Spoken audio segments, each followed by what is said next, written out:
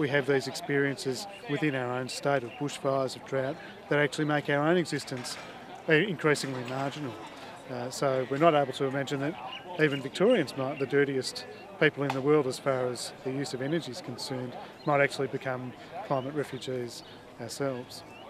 But in PNG they do have some climate refugees who've recently been resettled from some outlying islands of Bougainville.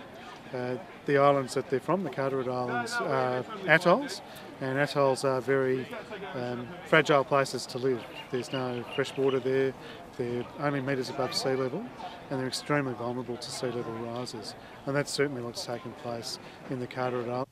I'm going to Vietnam, to the Mekong Delta for my research. I'm going to be based in the very coastal regions where communities live in areas where they're affected by saline water intrusion from the coast for about 4 to 6 months of the year.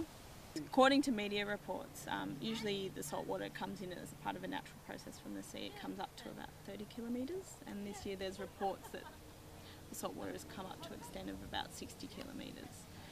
It really did do justice to actually showing the conditions that our people are dealing with in Kiribati. The water level, that's just part and parcel of what the islanders are aware of. Over in the background here we can see the cars in the distance on the car park at the bottom of Oliver's Hill. There's some excellent footage of the 26th of April.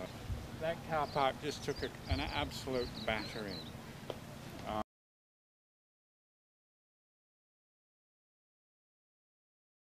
In the lead up to Copenhagen and in watching the Copenhagen discussions and that whole global evolution of party politics, I couldn't help but think of the icebergs that we're talking about, the melting glaciers and the penguins and the bears that are being affected, and as they're melting they're providing a big crisis to the rest of the planet. And I also think about how the penguins all walk up to the top of this iceberg and they're all in their nice little, their little suits and stuff, and they look very sharp, and then it takes one penguin to fall off the edge and then the whole lot of them fall the same way.